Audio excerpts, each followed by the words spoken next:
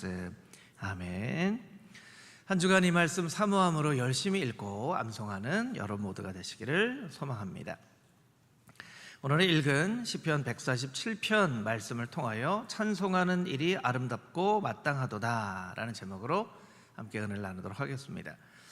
1절 말씀이면서 오늘 설교의 제목인 찬송하는 일이 아름답고 마땅하도다, 이 말씀에 대해서 동의를 하지 않으시는 성도님들은 한 분도 없으실 거예요. 찬송하는 일이 마땅하죠. 그리고 이사야 선지자는 그것이 우리의 창조의 목적, 우리가 살아가는 목적이라고까지 이야기를 합니다. 우리가 하나님의 찬송을 하기 위해서 하나님께서 우리를 지으셨다라는 것이죠. 그런데 기독교 역사를 보면 이 찬송과 관련하여서 우리의 생각과는 조금 다른 역사적인 결정들이 있었던 것을 발견을 하게 됩니다. 제가 몇 가지 여러분에게 소개해 드리도록 하겠습니다. 기독교 역사를 보면 313년에 콘스탄틴 황제에 의해서 기독교가 공인이 되었죠. 그로부터 한 50년이 지난 이후에 라오디기아에서 그 당시에 있었던 전체 교회 지도자들이 모여서 무언가를 결정을 합니다. 뭘 결정을 했냐면 예배 시간에 회중의 찬송을 금지한다. 둘째, 악기 사용을 금지한다. 셋째, 성경에 나오는 시편과 몇 가지 찬송만 예배 시간에는 부를 수 있다. 이걸 그 당시에는 교회 지도자들이 다 모여서 결정을 했어요. 아마 이 결정대로 됐으면요, 오늘 우리가 찬송 못 불렀습니다. 여러분 어떻게 생각하세요? 이 결정이 잘 결정한 결정인가요? 아니면 좀 이상한 결정이라고 생각이 드시나요? 네. 지금 우리가 예배를 드리는 우리의 예배로 보면 이상한 결정이죠. 성도들이 예배 시간에 모였는데 예배 시간에는 찬송을 부를 수 없다는 거예요. 한 200년 뒤에 563년에는 브라가 회의에서는 찬송가를 부를 때는 오직 성경에 있는 말씀을 가사로 한 찬송만 부를 수 있도록 또 결정을 했습니다. 오늘 우리가 두 찬송가를 불렀는데, 하나는 찬송가 9장, 한 찬송가는 345장이에요. 여러분, 찬송가를 부를 때 어떤 찬송가는 끝에 아멘이 있고 어떤 찬송가는 끝에 아멘이 없어요. 여러분 그 차이를 아시나요? 완전히 딱 그 이유 때문에 아멘이 있고 없고를 따지는 건 아니지만 예전에는 하나님을 직접 높여드리는 경배에 관련된 찬송가는 끝에 아멘이라고 했는데요, 그 찬송가의 내용이 성도들의 어떤 삶이나 이런 부분에 해당되는 것은 아멘이라고 붙이지 않았어요.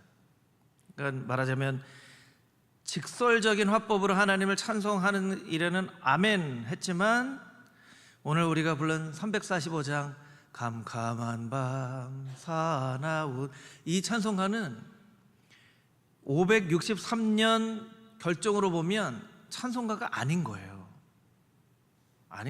이건 캄캄한 밤 사나운 바람 불 때 이게 성경에 어디 구절에 있냐 이렇게 따져본 거죠. 이런 결정들을 했었어요.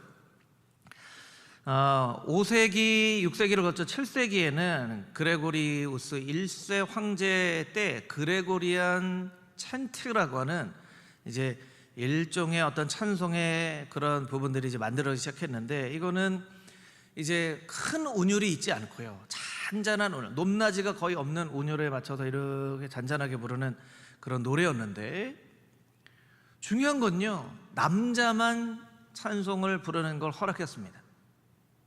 여자의 입장에서 보면 참 억울한 일이죠. 우리가 이제 찬송가, 자 오늘 예배 드리겠습니다, 찬송가 9장 부르겠습니다 했는데 여자 목소리가 나요. 그러면 자 여기 예배 잠깐만 멈춰 보십시오. 누가 이 가운데 여자가 지금 찬송했는데 누굽니까? 우리 예배 다시 드려야 되겠습니다. 이렇게 했다는 거예요. 여성들 입장에서 보면 막 분통이 터질 일이죠. 네. 아닌가요? 우리 여성들이 좀 대답을 해보세요. 교회 와서 찬양해도 되나요? 하면 안 되나요? 그렇게 하면 안 되는 시대가 있었다는 거예요. 예. 그리고 박수를 치거나 몸을 흔들거나 이런 찬송은 절대로 허락되지 않는 그런 때들이 있었어요. 심지어는 로마 카톨릭은 1960년에 있었던 제2 바티칸 공의회에서 공식적으로, 그 전에 사실은 이런 일들이 많이 있었던 거죠. 많이 있었는데 이걸 묵인하다가 공식적으로 1960년이 되어서 뭘 결정했냐면요, 사람들은 자기 나라 말로 예배하고 찬송하는 일을 허락한다라고 결정했어요. 그 무슨 얘기예요? 한국 사람인데 한국 말로 찬양을 하면 안 된다라고 생각했던 그런 때가 있었어요. 한국 사람인데 한국말로 말씀을 읽는 게 허락 안 됐던 때가 있었어요. 하나님 말씀을 라틴어로 읽어야지, 이렇게 했다는 거예요. 여러분, 제가 말씀드린 이 이야기가 역사 속에 있었던 일입니다. 그리고 어디 한 저기 그냥 정사관 야사의 한 부분에 있었던 게 아니라 교회 지도자들이 모여서 전체 교회가 따라야 될 원칙으로 세웠던 그런 결정들이에요. 그러면 오늘날에 우리가 바라볼 때의 이 마땅히와 그 당시에 마땅히가 왜 이렇게 차이가 나냐는 거예요. 마땅히 여자들은 찬송하면 안 되지, 마땅히 예배 때 악기 연주하면 안 되지, 마땅히 예배 때 회중들이 찬양하면 안 되지, 마땅히 그렇게 해야지, 이렇게 생각을 했었다는 거예요. 왜 그들은 그것이 하나님께 찬양하는 마땅한 일이라고 생각했었는가? 그걸 우리가 좀 생각해 볼 필요가 있다는 거예요. 그래서 오늘 본문 말씀을 통해서 오늘 찬양의 설교의 제목이 아름답고 마땅하도다. 첫 번째는 마땅한 찬양에 대해서, 하나는 아름다운 찬양, 두 가지 포인트를 가지고 오늘 말씀을 좀 묵상해 보도록 하겠습니다. 우리가 읽은 말씀 1절부터 6절까지 있는 말씀 우리 다시 한번 같이 읽어보도록 하겠습니다. 함께 읽겠습니다. 할렐루야. 우리 하나님을 찬양하는 일이 선하며 찬송하는 일이 아름답고 마땅하도다. 여호와께서 예루살렘을 세우시며 이스라엘의 흩어진 자들을 모으시며 상심한 자들을 고치시며 그들의 상처를 싸매시는도다. 그가 별들의 수요를 세시고 그것들을 다 이름대로 부르시는도다. 우리 주는 위대하시며 능력이 많으시며 그의 지혜가 무궁하시도다. 여호와께서 겸손한 자들을 붙드시고 악인들은 땅에 엎드려 뜨리시는도다. 아멘. 우리가 아는 것처럼 찬송은 단순한 노래가 아닙니다. 하나님의 행하신 일들을 기억하면서 그 일 가운데 드러내신 하나님의 성품을 높여드리는 것이죠. 그러니까 찬송에는 두 가지가 꼭 있어야 돼요. 하나님이 어떤 일을 행하셨는가, 그걸 정확하게 알고 있어야 돼요. 그 일 가운데 하나님이 어떤 하나님으로 우리에게 보여주셨는가, 좋으신 하나님, 인도하시는 하나님, 미리 우리 앞길을 예비하시는 하나님, 이런 하나님의 성품을 높여드려야 됩니다. 우리가 하나님을 어떤 하나님으로 찬양하는가를 자꾸 잊어버리면 형식과 내용 중에서, 형식과 내용은 반드시 같이 한 방향을 향해 나가야 되는데 이게 서로 반비례가 되어지는 경우가 있어요. 자꾸 형식을 강조하다 보면 내용이 무슨 내용인지를 잃어버려요. 그리고 내용을 강조하다 보면 자꾸 형식이 무시가 되어지는 경우가 있어요.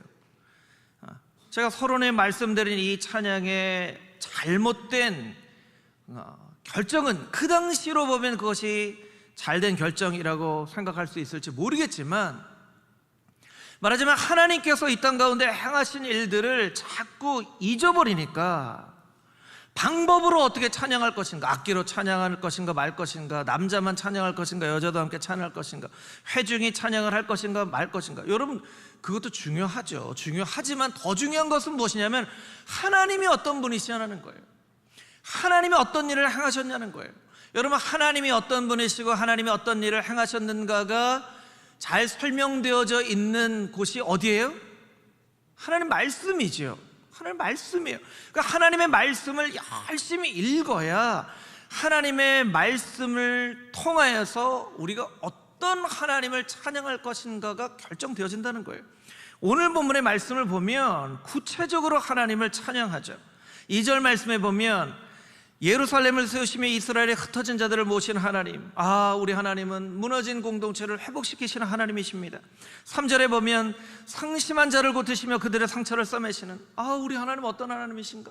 우리의 아픔을 외면하지 않으시는 치유의 하나님이십니다.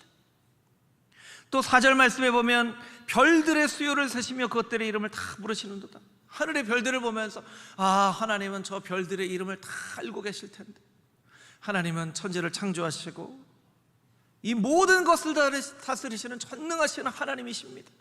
6절에 보면 겸손한 자를 붙드시고 악인들을 땅에 엎드러뜨리시는 하나님은 공의의 하나님. 당신이 믿는 하나님 어떤 하나님입니까? 우리가 믿는 하나님은 공의의 하나님이십니다. 이렇게 고백을 하는 그 고백을 담아서 하나님을 찬양하고 있다는 거예요. 여러분은 찬송할 때마다 어떤 하나님을 고백하고 계십니까? 여러분의 하나님은 어떤 하나님이십니까? 그 하나님에 대한 고백이 여러분의 마음 가운데 분명히 있어야 돼요. 분명히 있지 않으면 자꾸 형식에 얽매이는 찬양을 하게 된다는 거예요. 저는 너무너무 궁금했어요. 답답한 마음이 들었어요. 이것도 우리의 역사인데, 역사 속에서 보니까 너무나 말도 안 되는 결정들을 한 거예요. 왜 이런 결정들을 했을까? 아무리 찾아봐도 왜 그런 결정들을 했는지 속 시원하게 알 수가 없었어요. 그래서 이런 자료들을 찾아보고 역사를 찾아보고 하면서 결론적으로는 두 가지 중에 하나가 아닐까. 첫 번째, 그들이 하나님의 말씀을 잘 몰랐기 때문에 이런 잘못된 결정을 한 것이고, 두 번째, 그들이 하나님의 말씀을 알았지만 의도적으로 그 말씀들을 회피한, 자신들의 판단과 자신들의 경험에 따른 결정들을 한 것이다. 두 가지 중에 무엇일까? 그들은 다윗이 춤을 추며 찬양하는 이 말씀을 몰랐을까 알았을까?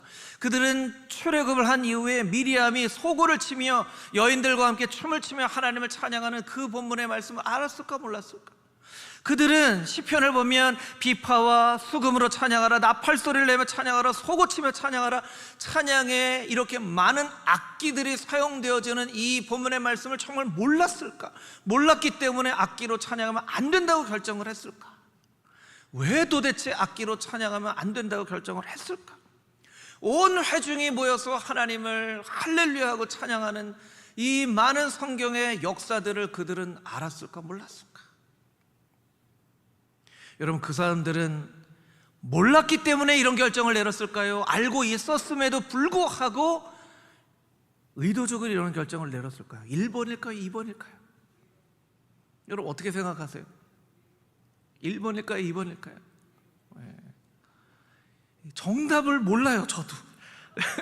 정답을 어디 설명하고 있지 않기 때문에, 정답을 모르기 때문에 두 가지가 다 가능성이 있다고 생각을 해야 돼요. 가능성이 있다고 생각해야 돼요. 첫 번째, 그들이 하나님의 말씀을 몰랐을 수도 있다. 모른 거예요. 성경이 옆에 있지만 상징적으로 성경이 있었을 뿐이지 성경에 있는 말씀을 잘 안 읽은 거예요. 안 읽은 거예요. 여러분들도 공감하실 수 있을 거예요. 저도 예수님이 저의 구원자이신 것을 알았지만 믿음이 아직 성숙하지 않았을 때는 성경을 잘 안 읽었어요. 성경을 읽으면 졸립고 무슨 내용인지 모르겠고, 성령 충만함을 받고 회심의 은혜를 경험하고 나서야 하나님 말씀을 읽어야 되겠구나. 그리고 하나님 말씀을 읽을 때 이런 말씀도 있네, 이런 말씀도 있네, 은혜를 받는 거예요. 여러분 가운데 아직도 성경을 한 번도 안 읽어보신 분들이 있으실 거예요. 그런 분들은 좀 마음에 찔려야 돼요. 그 찔리는 건요, 좋은 찔림이에요. 내가 예수님을 구원자로 내가 고백하면서도 성경을 한 번도 안 읽었구나. 한 번도 안 읽었구나. 저희가 성경 읽기를 전교인이 한 지가 올해 한 3년 정도 되는데 첫 해에 성경을 이독한 어떤 한 성도님이 그런 얘기를 하셨어요. 제가 부끄럽지만 성경을 처음 읽었습니다. 그런데 너무 성경을 읽고 은혜를 많이 받았습니다. 어떻게 됐을까요? 그분이 작년에도 올해에도 성경을 열심히 읽으세요. 저는 여러분들 가운데 예수님을 구원자로 모시고 있지만 한 번도 성경 안 읽어보신 분들이 오늘 이 예배를 통해서 찔림을 받고 오늘부터 성경을 붙잡고 읽을 수 있는 믿음의 역사가 일어날 수 있게 되기를 주님의 이름으로 축복합니다. 왜냐하면요, 성도지만 성경 한 번도 안 읽은 성도들이 있을 수 있어요.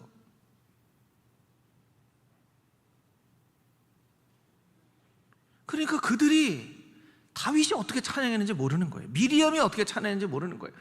당신은 크리스찬입니까? 예, 저는 크리스찬입니다. 당신은 예수님이 당신의 죄를 위하여 십자가에 못 박혀 돌아가신 것을 믿으십니까? 예, 믿습니다. 근데 성경은 몰라요. 그러니까 이런 결정들을 내리는 거예요. 두 번째, 성경을 알고 있어요.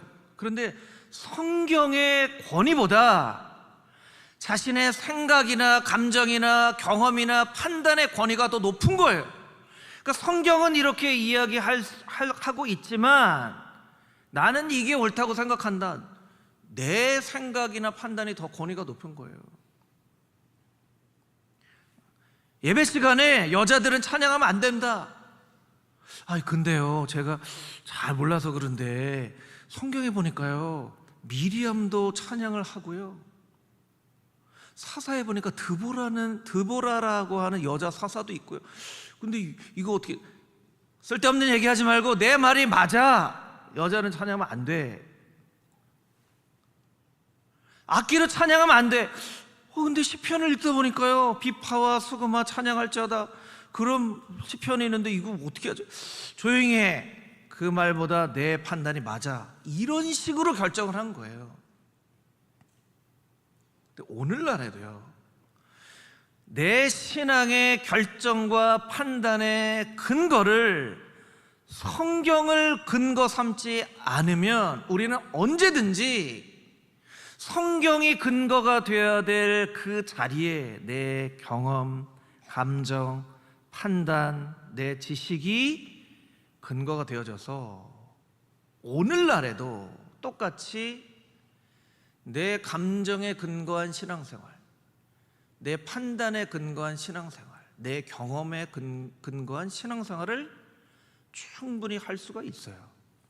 여러분, 우리가 내 성경에 근거하지 않은 신앙의 판단이 얼마나 무서운 것인가를 우리가 깨달아 알아야 돼요. 깨달아 알아야 돼요. 그리고 나 자신에게도 서로에게도 그렇게 물을 수 있어야 돼요. 나 자신의 신앙의 판단의 근거는 성경인가, 하나님인가, 아니면 그 어떤 다른 것인가. 여러분, 오늘 2부 예배 끝나고도 당회를 합니다. 공동회를 합니다. 재직회를 합니다. 여러분, 남선교회 회의합니다. 여전도회 회의합니다. 권사회 회의합니다. 안수집사회 회의합니다. 여러분, 회의는 왜 하는 걸까요? 회의를 왜 하는 걸까요? 여러 가지 이유가 있지만 회의는 그 교회의 결정들이 과연 하나님의 말씀을 근거로 한 것인지, 하나님을 근거로 한 것인지, 그렇지 않은 것인지, 이것을 점검할 수 있는 것이 회의예요.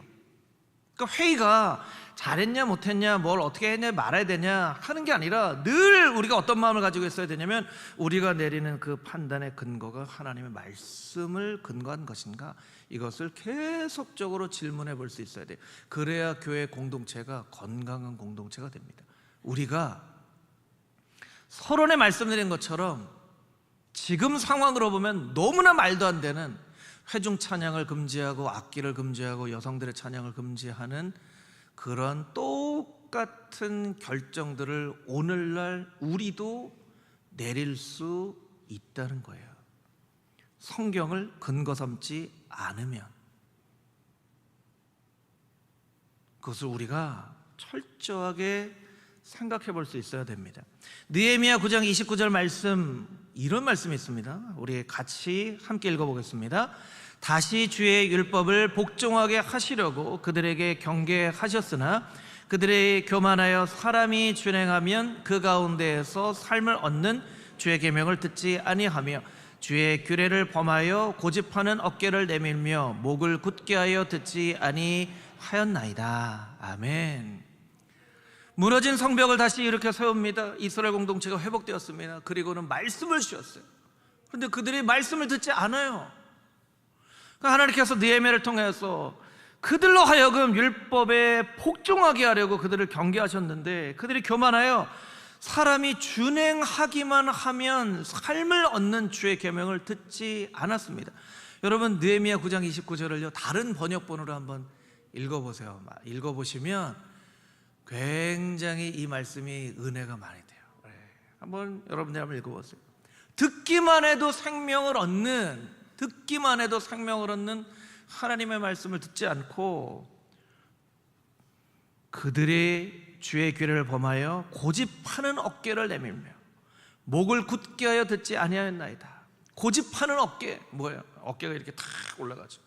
여러분, 어깨가 이렇게 탁 올라가고 힘이 들어간 사람은 보통 어떨 때 그렇게 하죠?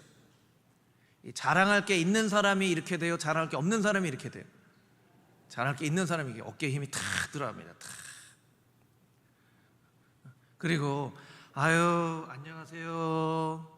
이건 굳은 목은 아니에요. 그런데 인사할 때 이거는 굳은 목이 굳어졌어요. 인사 아무리 숙이려고 해도 안 돼요. 이거는 힘이 있거나 자랑할 사람들이 그렇게 되는 거예요. 여러분, 우리는요 하나님께서 주신 한낱 피조물에 지나지 않은 인간이고 하나님이 오늘 우리의 생명을 가져가시면 오늘 이 세상에 우리가 이룬 것 아무것도 가져갈 수 없이 다 남겨놓고 하나님 따라서 갈 수밖에 없는 사람이에요.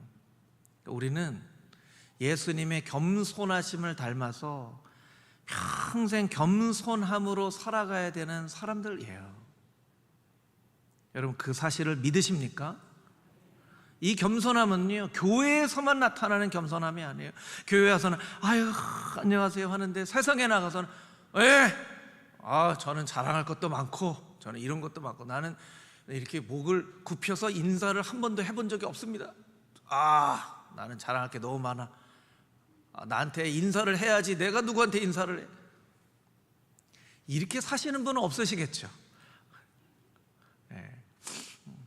여러분, 우리가 세상에서 살 때요 예수님의 겸손함이 세상 가운데에서도 드러나야 돼요. 그런데 하나님의 말씀을 듣지 않으니까 고집하는 어깨와 굳은 목을 가지고 살아간다는 거예요, 이스라엘 백성들이.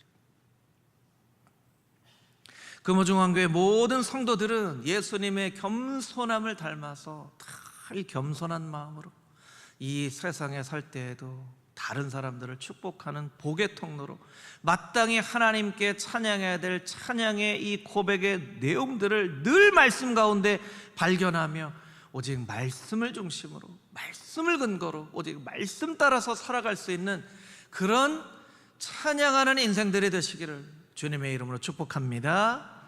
아멘. 7절에서 11절까지 있는 말씀 우리 같이 다시 한번 읽어보도록 하겠습니다. 7절에서 11절 말씀입니다. 시작.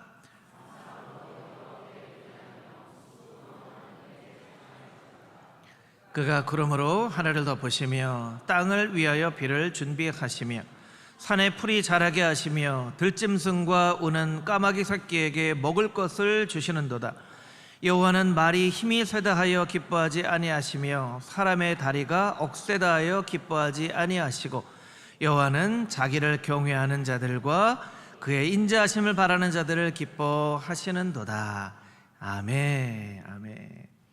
이 시편 147편 말씀으로 찬양하는 그런 찬양도 있죠. 비 준비하시니 이런 찬양도 있는데 이 찬양의 가사를 보니까요 하나님께서는 어떤 하나님이신가? 말의 힘이 세다 하여 기뻐하지 않으시고 사람의 다리가 억세다 하여 기뻐하지 않으시고 이것은 힘센 사람, 능력이 많은 사람 혹은 성공하여서 복을 얻어서 하나님께 찬양하고 싶은 찬양만 기뻐하시는 것이 아니라 우는 까마귀의 그 울음에도 먹을 것을 주시고 여호와의 인자하심을 바라는 자들, 특별히 겸손한 마음, 가난한 마음, 연약한 자들의 그 작은 찬양도 하나님께서 기뻐 받으시는 하나님이시라는 거예요. 그런 찬양이 아름답다라고 이야기를 하고 있어요. 그런데 여러분, 이 아름답다고 하는 이 찬양은요, 이 고백은 우리가 생각할 때 그 찬양이 참 아름답다는 고백이 되기도 하지만 하나님이 보실 때에 야, 네 찬양이 참 아름답다라고 말씀해 주신다는 의미이기도 합니다. 자, 그럼 한번 생각해 볼까요? 하나님이 어떤 찬양을 보시고 참 아름답다라고 말씀하실까요? 물론 우리 호산나 찬양대 찬양처럼 너무 화음도 잘 맞고 은혜롭고 이런 찬양 하나님께서 정말 아름답다라고 말씀해 주시겠죠. 하나님께서 오늘 우리 호산나 찬양대 찬양을 보시고 아름답다라고 말씀해 주시는 줄 믿습니다. 아멘. 그럼 좀 음정 좀 틀리면 아유 너는 찬양 부르지 마라 이렇게 하실까요? 박자 좀 틀리면 아유 너는 그렇게 박자도 못 맞추냐, 너는 이제 앞으로 찬양 금지 이렇게 하실까요? 아니라는 거예요. 아니라는 거예요. 하나님께서는 가난한 마음, 겸손한 마음, 박자가 조금 틀리고 음정이 좀 틀리고 그래도 하나님께서 우리의 찬양을 들으시고 야 아들아 딸아 네 찬양이 참 아름답구나. 하나님 저는 노래도 잘 못 부르는데요. 아니야, 내 귀에는 네 노래가 참 아름답게 들린다 이렇게 말씀해 주신다는 거예요. 사실은 한국 기독교의 역사를 보면 한국의 역사 가운데 근대사 가운데 너무너무나 어려운 많은 일들이 있었음에도 불구하고 기도의 힘, 말씀의 힘뿐만 아니라 찬양의 힘으로 그 어려움들을 이겨낸 한국 기독교의 역사들이 있어요. 여러분들이 오늘 이렇게 느낌으로 딱 아셨겠지만 오늘 부른 찬양 9장과 345장은 둘 다 한국 사람이 작사 작곡을 한 그런 찬송가예요. 그런 찬송가들이 찬송가 있습니다. 많지는 않아요. 앞으로 찬송가가 개정될 때마다 더 많은 한국 사람들의 찬송가가 더 많이 들어가야죠. 9장 하늘에 가득한 영광의 하나님, 이 찬송은요 곽상수 작사 김정준 작곡의 찬송가인데요, 특별히 이 가사를 쓴 김정준이라는 분은요 처음에는 하나님을 몰랐어요. 근데 우리나라가 너무나 어려운 시절을 겪어서 이 김정준 목사님의 고백으로 의하면 우리나라 사람들이 술 의지하면서 어려운 때를 보내던 시절에 그러니까 소망이 없는 거죠. 우리나라 역사를 보니까 일제시대를 경험하고 한국전쟁을 경험하고 폐허가 된 소망이 없는 땅에 사람들이 그냥 하루하루를 잊고 살려고 술 의지하며 살아가는 그때 길을 걸어가는데요 어디서 노랫소리가 들리더래요. 나중에 보니까 기뻐하며 경배하세 이 찬양이에요. 그래서 자기도 모르게 그 노래를 따라서 가다 보니까 초가집으로 세워진 어떤 교회가 있었는데 아니 나는 지금 소망 없어서 그냥 이런데 이 노래를 부르는 사람들은 소망이 있는 것처럼 보여지더라는 거예요. 아니 저 사람들은 뭐가 좋은 일이 있길래 저런 노래를 부르지? 그래서 자기도 모르게 그 교회로 들어갔다는 거예요. 나 이 노래 좀 알고 싶습니다.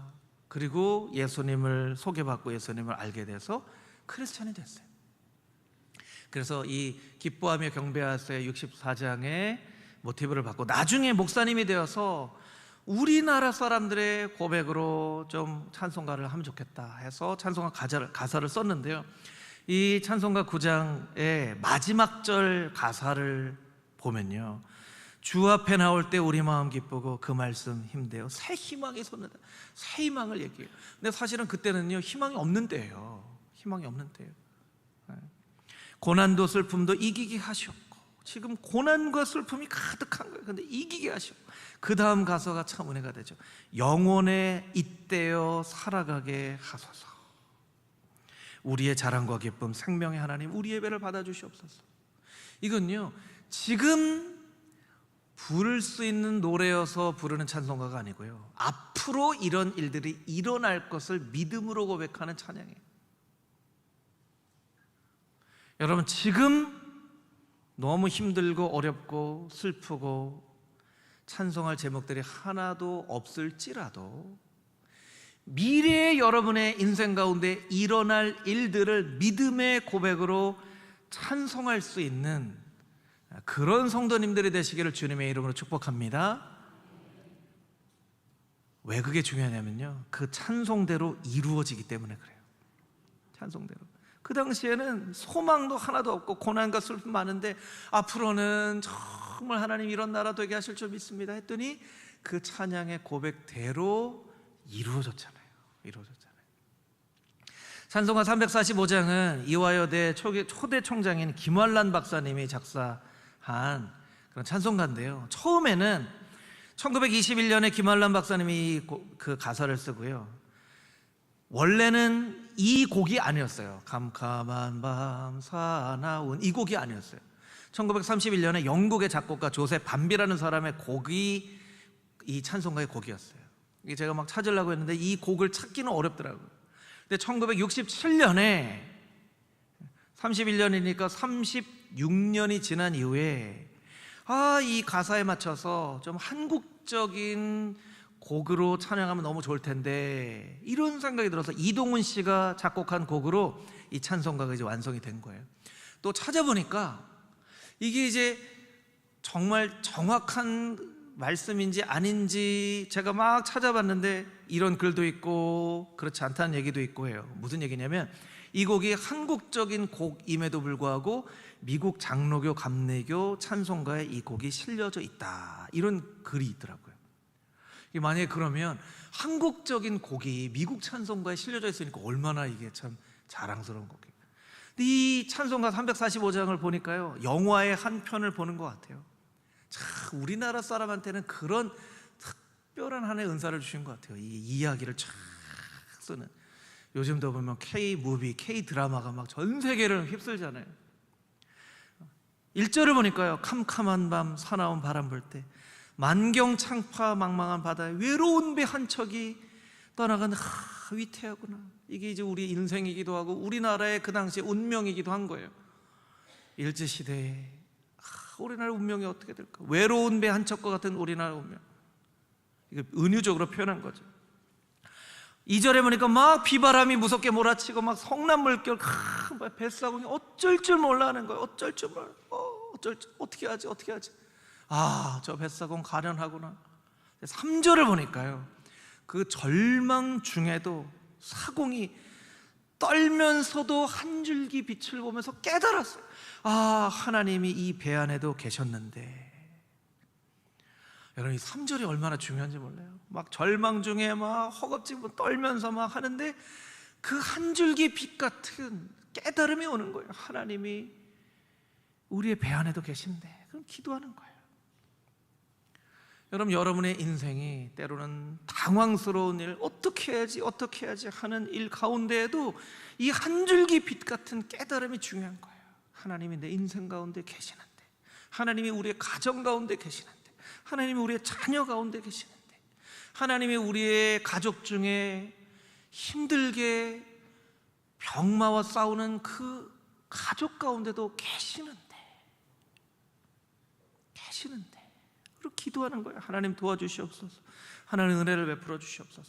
그러니까 4절 말씀 그 가사처럼 아버지여 이 죄인 굽어 보시사 불쌍한 인생을 살려주시나. 그래서 5절처럼 아무리 험한 바람 큰 물결이 성내고 덮쳐도 권능의 손으로 그 노를 잡으시니 잔잔한 바다. 이 잔잔한 바다는요, 실제로 바다가 잔잔하게 되었다는 의미이기도 하고 우리 마음속에 있는 풍랑이 이렇게 사그러들었다는 의미이기도 합니다. 여러분, 얼마나 멋진 가사예요. 막 지금 저 혼자만 신나서 막 하고 여러분들은 그냥 이렇게 여러분 한번 오늘 가셔서 이 찬송가를 한번 들어보시기도 하고 실제 불러보시기도 하고 가사를 한번 묵상해 보세요. 얼마나 은혜가 되는 가사인지 몰라요. 이 가사를 고백하면서 인생의 힘든 시기를 겪고 온 거예요. 겪고 온 거예요. 이기고 견뎌내고 견딜 수 있었던 것은 하나님께서 아들아 딸아 내 찬양이 너무나 아름답구나, 내가 너의 기도를 다 듣고 있다, 하나님의 음성이 있었기 때문에 우리가 견딜 수 있었던 거예요. 여러분, 신앙생활은 일방통행이 아니에요. 나만 하나님 앞에 고백하는 게 아니라 하나님의 응답하심을 믿고 의지하고 듣고 이 신앙대로 살아가는 거죠. 그래서 시편에는 84편에 우리의 인생이 눈물 골짜기를 지나갈지라도 시온의 대로를 하나님께서 열어주신다라고 고백을 하고 있는 거예요. 여러분, 지금 여러분이 예배를 드리는 2025년 6월 마지막 주 여러분이 눈물 골짜기를 지나갈지라도 찬양하는 일을 포기하지 마십시오. 날마다 하나님을 찬양하십시오. 여러분의 인생 가운데 시온의 대로가 열리게 될 줄 믿습니다. 그것이 우리가 찬양해야 되는 이유예요.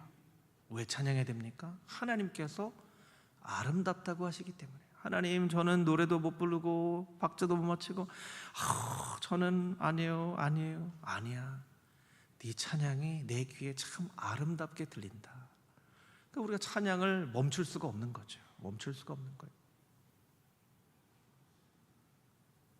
찬송가 9장 김정준 목사님의 고백처럼 누군가가 부르는 찬송가에 나도 모르게 이끌려 가서 예수님을 만나고 목회자가 되고 이런 아름다운 찬양을 작사한 변화된 인생을 사는 것처럼 여러분이 부르는 찬송가를 누군가 절망 가운데 있는 사람이 듣고 그 여러분이 부른 찬송의 그 곡조와 가사 때문에 예수님께 이끌림 바 되어서 예수님 만나고 인생이 변화되어지는 그런 놀라운 은혜의 역사가 여러분의 찬송과 여러분의 인생 가운데도 일어나게 되기를 주님의 이름으로 축복합니다.